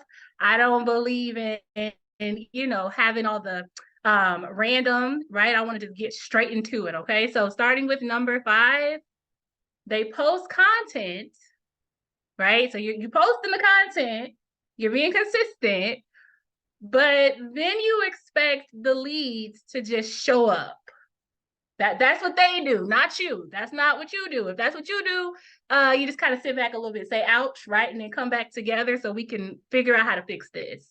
Now, this is something that I see with a lot of my clients before we work together, because they know the value of showing up online, right? So if you know the value of showing up online and being consistent, put a 1 in the chat. If you know the value of showing up online and being consistent, put a 1 in the chat, all right? So I see the 1s. We know that social media allows us to impact more people, right? I can have a conversation with somebody, a really, really good conversation, and maybe it takes 15, 20 minutes, right? So I'll have maybe a call or something like that, or a conversation in person. With one person, it takes me about 15, 20 minutes to have a conversation, get to the root of what they need, figure out how my services can support them, and then let them know how we can work together, right? So in a day, maybe I can have 10 conversations like that, right? With somebody in person, or maybe even with someone on the phone. But online, I can post 1 piece of valuable content, and that 1 piece of valuable content can get shared 60 something times, reach 300 something people, maybe even thousands of people if my content goes viral, right? And then that allows me to expand my impact. However, content is just part of your strategy. You cannot expect people to find you if you are not positioning yourself to be findable, okay? So what does it mean to be findable? That means that you are showing up in the spaces and places where your dream clients, the people that God created you to serve, where they are showing up, right? So those spaces could be podcasts, summits like this one, conferences, right? Facebook groups. I know a lot of people are talking about Clubhouse is dead, but I think Clubhouse is still alive. I still build and generate community from Clubhouse. So Clubhouse, showing up in the other spaces, like not just your Instagram page, your Facebook profile, your LinkedIn profile, and your email list. It is bigger than you. And if you want to maximize your impact in the marketplace, then you need to make sure that you are intentional and strategic about where you're showing up and what value you're adding in those spaces, right? So Let me tell you about one of my clients. She works specifically with mommies who have babies in the NICU. And these are usually new moms, like usually like first time moms, or they have other babies, but this is their first baby in the NICU, right? And so when she and I started talking and then we started working together, one of her frustrations was that she was posting content, consistently posting content, but she was not getting clients. And so then, you know how for us, because we're called to entrepreneurship, the doubt starts to come in. Well, if I'm showing up consistently, I've been doing this thing for the last 6 months or the last year, and I'm still not getting clients consistently. Did I really hear God? Right? Did I really hear that? Did I misunderstand what God wanted me to do? Am I really operating in the fullness of my kingdom assignment? Or did I accidentally move on this thing prematurely or out of alignment with what God wanted me to do? Right. And so she came to me with all these questions and all these doubts and all of these concerns. And I had to let her know that like a fruit, right? Fruit is the last thing to grow on the tree, right? And so right now, and listen to this, y'all. This is a revelation that God gave me earlier this year. When we think about the growth process, we always think about like with the tree, you know, it grows up and all this, and it gets the branches and the leaves, and then the fruit starts to grow. But what about the roots? In order for a tree to grow, right, before it can grow up, did you know it first has to grow down? And so what I was telling her was that the down process, the roots, like establishing your roots, is just as important as, if not more important, than the part that emerges from the ground. Because if you emerge from the ground prematurely and you have no roots in place, then when the wind blows, like the wind does, especially here in Georgia, y'all, it's always raining down here. I'm from Chicago. I'm not used to all this rain. And when the trials come and the adversities come and the tests come and the hardship come, if you don't have any roots, you'll be blown away, right? And so as I was explaining this to her, I also talked to her about why she doesn't have any leads. And it was because she wasn't showing up where her dream clients were. She was waiting for them to find her. And they can find you when you are findable, right? So being findable looked like for her going to groups for NICU mamas. There are groups right now on Facebook. I love Facebook. That's my favorite platform. There are groups right now on Facebook that are literally inundated. Like they have hundreds of your dream clients in there just waiting for you to show up and answer their questions. They're waiting for you to show up and respond to the things that they're talking about. Tell your story, talk about your journey, share your expertise, not make offers. Don't you go on people group making offers, y'all. Don't do that unless you got permission. But even then, if you go into those types of groups, they're usually saturated. And so it's hard for people to see your offers anyway. But go in the group genuinely posting value. And that's what she did. She went into the groups where the NICU mamas were, and she posted value, y'all. It did not take her a long time to get somebody on the phone. And it did not take her a long time to get her first client at $2,500. She went from nobody to her first somebody in under a month.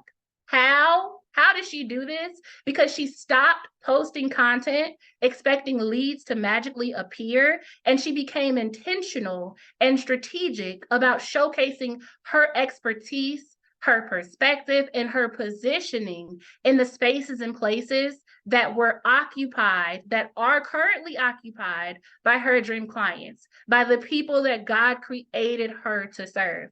Okay, so that's number 5. Remember, we're not talking about you, okay? But if you listen to that and number 5 resonated with you, put a 5 in the comments. I want to know if you just so happen to be like, Ashley, I know you're not talking about me, but that sounded like me. Just let me know if that was you, girl. All right, let's talk about number 4. I see you, number 5.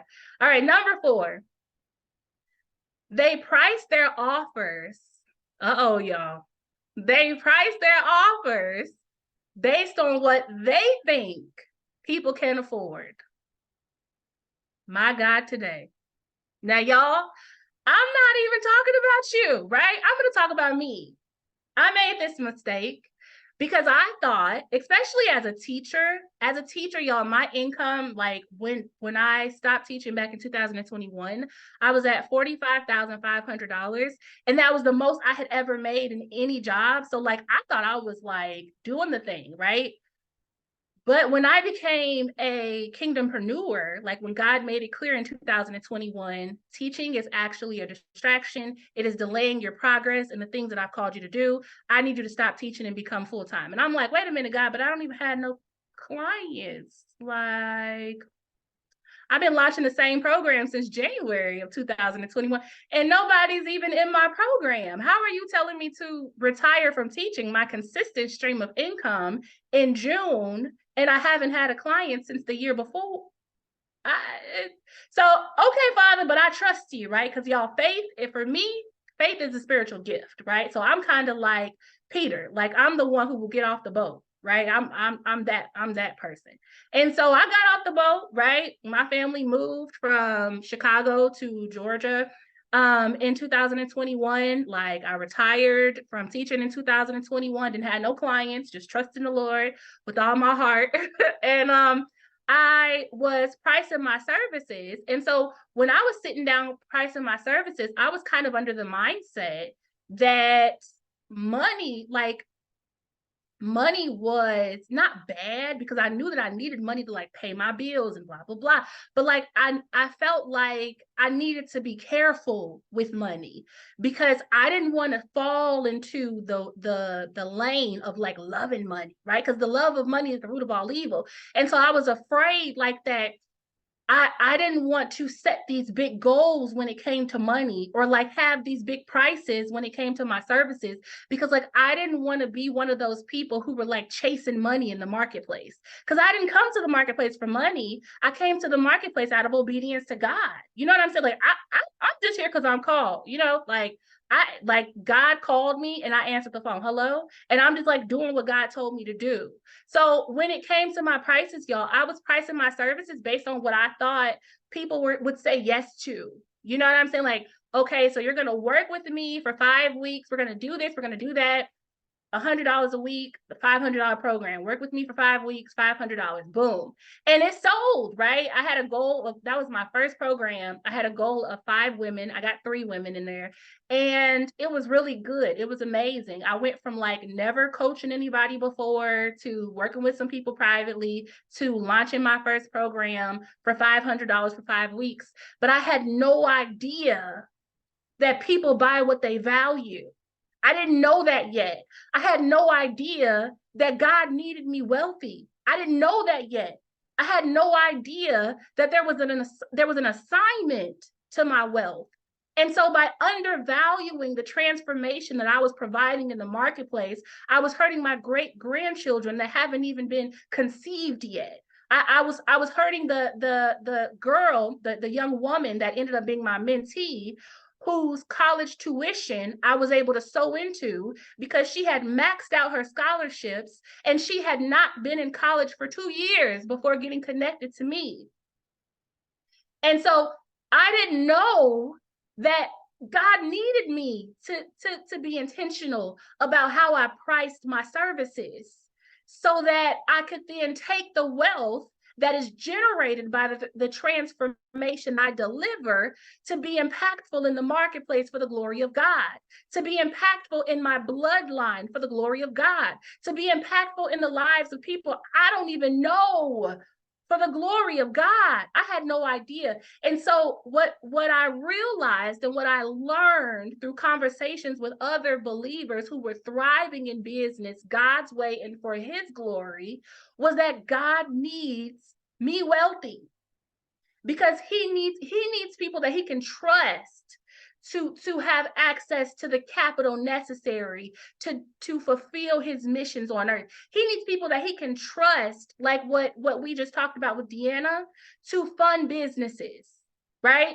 I want to be the one signing the check, right? Your $100,000 seed into your business. I want to be the one to help my church, for instance. Y'all, my church, I've never been to a church like the Faith Center in Tucker, Georgia. When I tell you my church does church God's way, I want to be the one to write the $25,000 check to the woman battling cancer, so that one of the things she does not have to worry about is her medical bills as she's navigating her cancer recovery journey. You see what I'm saying? And so when I undervalue the work that I do, now I'm not talking about you, right? Because I don't want you to feel offended or nothing like that. I'm talking about me. When I undervalue the work that I do, I am limiting, I am capping the work that God can do through me for his glory in the marketplace. I didn't know. I'm capping and I'm limiting the work that God can do through me for his glory in my bloodline. See, because I didn't know that God called me to be a generational curse breaker. I didn't know that I was supposed to be the last one on welfare, the last one on Section 8, the last one who needed government. I didn't know I was supposed to be the last one who needed government assistance in my bloodline. I didn't know, y'all. I didn't know. And so when I learned it, I realized that this business, not the classroom with my students as much as I love them, but that this business is the vehicle, right? This business is the vehicle for the next level for the generations to come. You understand? This business and the creativity that God gave me is going to revolutionize my bloodline and the people that I am assigned to for the glory of God. I didn't know. And so when you price your offers based on what you think people can afford, you are actually blocking access to the transformation that your service provides. Because what happens is when people see things that are grossly undervalued, they think something's wrong with it. And so even though they need the transformation your service provides, they're going to go with somebody else who lacks your integrity, who lacks your character, who lacks your discipline, who lacks your delivery. They're going to go to somebody else and invest the $10,000 with them because you said, I'm just going to charge $97 so that I'm affordable. And now you're affordable and you're not prospering. And you're not impacting, and you're not really being obedient because affordability stopped you from being disciplined and from being impactful in the manner in which God called you to impact in the marketplace. So we have to make sure that when we are pricing our services, everything that Deanna talked about, y'all, like, my God, that's it. You have to make sure that you're thinking about your expenses, your livelihood, your tithes, your taxes. And you also have to make sure that you're thinking about the actual value of the transformation that working with you provides. My services as a Christian brand strategist and business consultant, my services shave off years, right, on my clients' progress and process. My services restore peace, and they position my clients to truly and fully obey God for real. My clients come to me for messaging, marketing, and offer development, but what they get when they work with me is also mindset. No one has ever worked with me and been the same because Holy Spirit uses me to shift them in the fullness of their kingdom identity. How dare I undervalue that service and stop them from getting access to it by thinking I'm doing them a favor and putting a low value on a high result? You see what I'm saying? Like, come on, it doesn't make sense. And so as Christian women, y'all, and this is the reason why I said 5 mistakes that Christian women make, because we have a mandate on our businesses that is unlike anybody else in the world, right? It's not like it. We're not like everybody else. And so we have to operate differently. You understand? We have to show up differently because look what we have right here. God needs you wealthy. You understand? God needs you wealthy because your wealth has an assignment. Yes. And God gave you the business to generate the wealth that is necessary for things to move forward in the earth. But if you are undervaluing the work that you do, you are actually stopping the work of God from getting done. Y'all, that's not obedience. You understand? And we are supposed to be in entrepreneurship as kingdompreneurs because we are obeying the call of God on our lives. When you obey God's call, you have to follow God's plan. Otherwise, whose call are you obeying? Amen. Number 3, they create offers based on what they think their audience wants to buy. Again, y'all, I'm not talking about you, okay? I'm not talking about you. They create offers based upon what they think their audience wants to buy. Listen, back in, was it last year, y'all, or 2000? Yeah, it was last year. Last year, I created a course. It was called the Consistency Blueprint for Kingdompreneurs because everybody wanted to know, Ashley, how are you so consistent? So I thought, let me make a course teaching kingdompreneurs how to be consistent. Why respond to all these DMs? Why have all of these one-off conversations, just kind of sharing my mindset, my method, etc., when I could just give you a course, right? The Consistency Blueprint for Kingdompreneurs. Y'all, it was beautiful. I'm talking about, I broke that thing down. I mapped it out. I made the course in an hour. I recorded every video because when I make a decision about something that I really feel in my spirit, like, God, you need me to do this. Let me get this done. Y'all, I'm doing it. I did that thing in an hour. Knocked it out, right? Y'all, everybody was talking about we want to know how to be consistent. I made the Consistency Blueprint, like it's in the name. Come on. Y'all, I put that thing on social media. I sent that thing to my email list. I talked about it and talked about it. I talked about it and talked about it. Not one woman, not a one. I mean, if I just got one, I would feel all right. At least pay me for the time that I spent to create the course. Nobody bought the Consistency Blueprint for Kingdompreneurs.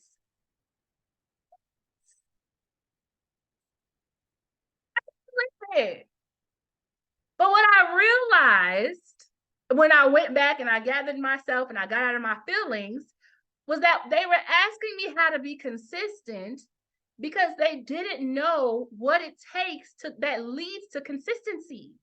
They don't want a consistency blueprint. They want access to the things that make you consistent. They want access to like the thing that's at the root of consistency. You understand? And so I was like, okay, God, well, what's at the root? Because I thought it was the mindset and the method. That's what I broke down in my course. And then God was like, do it, check again. Like, check again. Why you didn't tell me that before I recorded the course? Y'all, he probably did say it, but I just wasn't listening because I thought I knew, because I was creating what I thought my audience wanted to buy. So I went back to the board, right? I went back to looking at the marketplace. I went back to my community's content, looked on people's pages and blah, blah, blah. And I said, they don't know how to create messaging. They don't know how to utilize messaging so that they can captivate and convert their dream clients. When they know how to use messaging to captivate and convert their dream clients, they're going to post content consistently because now they're confident in the results that their content delivers. So then I created the messaging, I don't know, y'all, whatever it was called, the messaging masterclass or something, whatever. And that thing, I think I sold like 20 seats. Like I kept my stuff at like 25. And the reason why is because I teach like this and I also answer questions too. So I think I sold like 20 seats to that thing, y'all. Okay, why y'all just tell me this what you want? Why are you asking me about consistency when you want to know about messaging, right? But this is the reason why we need to make sure that we know how to ask the right questions. We need to make sure that we're actually doing market research, going to the pages of our dream clients and our community members and looking at the types of things that they're posting, the types of conversations that they're having, the types of questions that they're asking, the types of things that they're saying, right? Because that helps us figure out what they want. You understand? They thought they wanted to know how to be consistent, but what they needed was to improve their messaging. And by improving their messaging, they were then able to be more consistent in their marketing and getting clients that they actually want to work with. You understand? So your dream clients will answer your questions. They'll tell you, like, this is what I'm looking for, this is what I want from you, this is what I'm seeking, blah, blah, blah. And so you just need to ask them and then take the next step, which is something else I do with my clients. Turn what they said they want into services that are clear, compelling, and convenient. One thing about dream clients, I teach my clients how to captivate and convert their dream clients, the people you love working with, the people you're excited to allow access to your time and energy and expertise. In order for you to work with those people, one thing about them is that they understand the value of time. Right? And this is also why I am so intentional about my calendar, right? And access to me, because I understand that when we work together, right, the time that we're using, we have to be very strategic about how we use it to move your business forward. I'm a no fluff, no nonsense. Like, I want to get to the meat. Forget the bone, forget all that extra. Let's just get down to business. You understand? And so with your dream client, if it only takes you 5 weeks to deliver a result, don't put them in a 10-week program to justify a $10,000 price. If the transformation is valued at $10,000, then let it be a $10,000 program that takes 5 weeks, because in 5 weeks, you're going to be where you need to be. You understand? You're not doing anybody any favors by adding in all that extra stuff in your offer to give yourself justification for the price that needed to be assessed to that valuable transformation. You're actually repelling your dream clients, right? Because I'm not going to invest in a 12-week program that I know it should only take me 4 weeks to get to the outcome. You understand? I will invest $10,000 in a 4-week program than investing $2,000 in a 12-week program. Because first of all, I don't have time. You understand? Like, one of the things that my mentor, Dr. Myron Golden, talks about is that time is not money. Time is actually more valuable than money. Money is replaceable. Money is renewable. But time, you can't get time back. You understand? So, like, in our stewardship, let's make sure that we are just as, if not more, intentional about how we are stewarding time. Because time is something that we cannot replace. So we have to make sure that when we're creating these services, that we start on the front end, right? Like when I was talking with one of my clients earlier this week about her offer, how long is it going to take your dream client to get to where she wants to be? I think about it like a journey, right? What's the roadmap? What's the process look like? Where does she need to start? And then how long is it going to take her to get there, right? To the next place, to where she wants to go.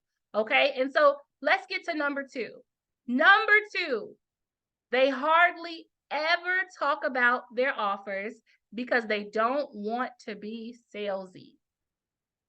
Now, y'all can talk about this forever, right? But I'm going to make it really simple and say, you need to sell daily. Every single day, you need to be selling your offers, because sales is service. You are called to the marketplace to sell the thing that God called you to sell, because the sale grants your dream clients access to the transformation that you are called to deliver. You cannot deliver the transformation if a sale does not take place. So every time you're in the marketplace and you're not selling, you are actually minimizing the impact that God called you to make in the marketplace. Sales is service. I feel like I'm doing the world a favor when I book a client. You know why? Because I am empowering her bloodline. I am empowering her with the mindset, the messaging, the marketing, and the offers to create the wealth that then impacts the communities that are assigned to her, the charities that are assigned to her, the visions that are assigned to her. You understand? So I have to sell. I gotta show up because she needs the transformation that working with me provides so that she can do the things that are able to be done when she's being transformative in the marketplace. You see, it's a process, and sales are absolutely necessary, right? A necessary and essential part of that process. And number one, you all, they use pain-based messaging. Your dream clients are not stuck. They're not broken. They're not laid up in the bed all night worrying. Y'all, I'm somebody's dream client and I sleep every night like a baby. The only time I'm not sleeping like a baby, y'all, is if I got to get up and go to the restroom. Otherwise, I am knocked out. You understand? Because I'm an action taker. And I'm actively doing the things necessary to move my business forward. The only thing I'm looking for is for someone to help me get further, faster. You understand? Your dream clients are already in motion. Think about like the runner. They're already running. They're just looking for somebody to help them run with speed, right? Run accelerated, right? Run easier. You understand? Run with less pain and less aches. You understand? But they're going to keep running and they're going to get there regardless. Your responsibility is to call them, right? So that they can be a better runner, so that they can get better results, so that they can get further, faster by working with you. So you want to speak to the people in your content who are actively seeking solutions, because those are the people who are ready for results. All right, y'all. So those are the 5 mistakes that Christian women make when selling online. Y'all, 30 minutes went by so fast. So really quickly, I just want to tell you guys about an opportunity for you to work with me. I only offer private services, which means working with clients one-on-one. However, God put on my heart to host a challenge, which is capped at 20 women. And it is an opportunity for us to work together for 4 days, unless you are a VIP, on your messaging and your content marketing strategy. Remember what we just talked about, that pain-based messaging. So I was grateful to God to be the recipient of a sponsored VIP ticket to the Ultimate Dream Client Attraction Challenge. And I am excited to host a lottery for the woman who is going to win access, this VIP access to the challenge. The Ultimate Dream Client Attraction Challenge is where I break down my messaging and content marketing strategies to you for 4 days, every single day. Y'all, I'm a teacher. All I do is I know how to teach and I know how to help you implement, right? So every single day you have daily activities. You're going to be working on the daily activities during the challenge. I'm not one of those people where you go work later, because I know you won't, right? Just like with my kids, I sent them home with homework. Only 5 of them did it, right? A class of 30. And so we do the assignment there. You get feedback there. And so as a VIP, you get access to all 4 days. You get access to the 5th day, which is exclusively for VIPs, only for questions. And you get access to the replays. If you are not a VIP at the Ultimate Dream Client Attraction Challenge, you do not have access to the replays. This is happening December 4th through the 8th.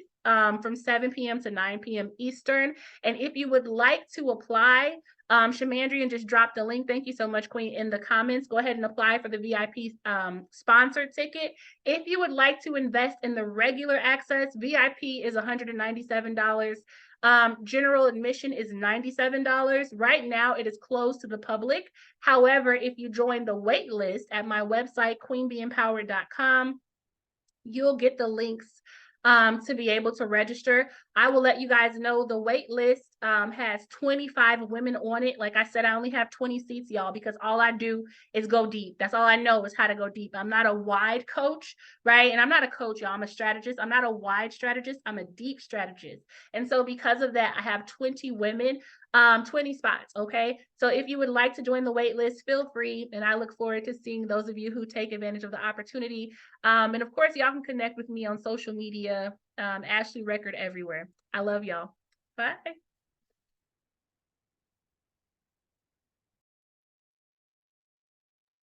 Woo! Y'all, I'm gonna agree with Janelle. She don't just go deep. She goes deep and wide because we got a deep and wide meal with all the speakers that we had today. Oh my goodness. All of that was so, so good. Like I love how God is because I didn't orchestrate this line, the lineup as far as how and when they would speak. Like I absolutely left that to God and I allowed them to pick and choose the time that was best for them. And just like how we were fed today, like if y'all were fed, please look, I don't even know if there's an emoji to drop to show how full that I feel right now. So I am so grateful for this whole experience. Everyone that has spoke today, everyone that has spoke so far, the ladies, y'all, we have 2 more days. We still have Thursday and Friday, and it's all no fluff, all no fluff. And so I'm so grateful for what we have received for this experience. Y'all, this is what She Handles Business is about.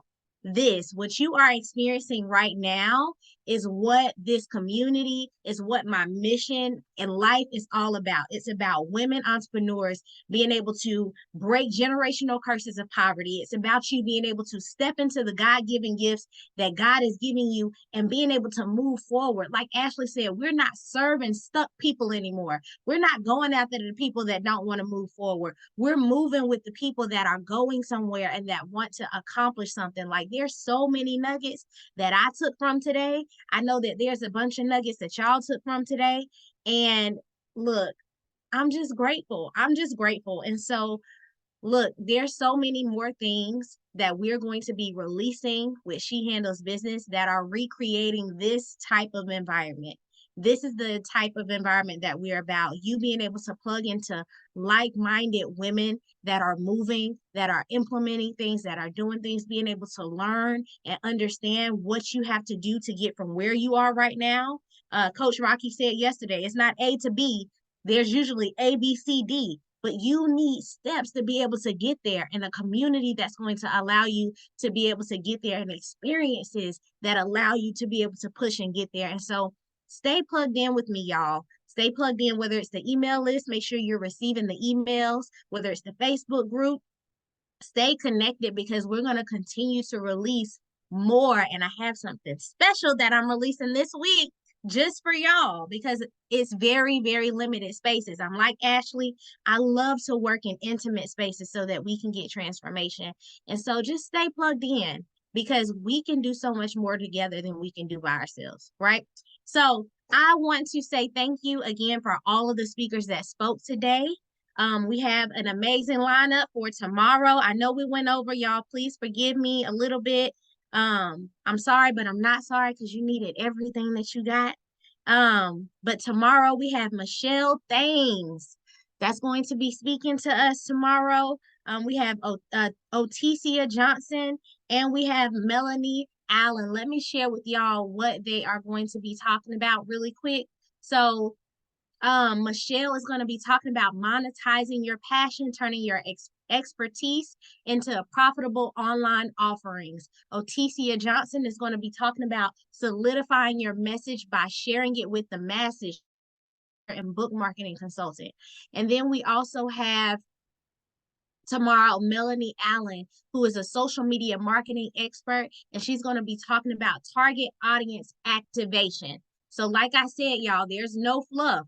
We got more days of the same type of experience that you've gotten so far. So I will see you all tomorrow. I pray that everything that you have received just falls on fertile ground. I pray that the Lord just continues to give you revelation as you continue to eat on this word and all the things that you have been fed. And I pray that you have just growth in your business, growth in your life, growth in a supernatural way. And I pray that God allows you to experience him individually, whether it be through this encounter here or just on your own. I pray that Holy Spirit speaks to you and that you have an encounter with the Lord on your own. So I thank you all. We declare these things in Jesus' name. Amen. I will see you all tomorrow. The people that are VIP, go ahead and hop in the VIP link and let's go ahead and roll. If you're not in VIP, y'all missing out. All right, I'll see y'all guys later. Bye.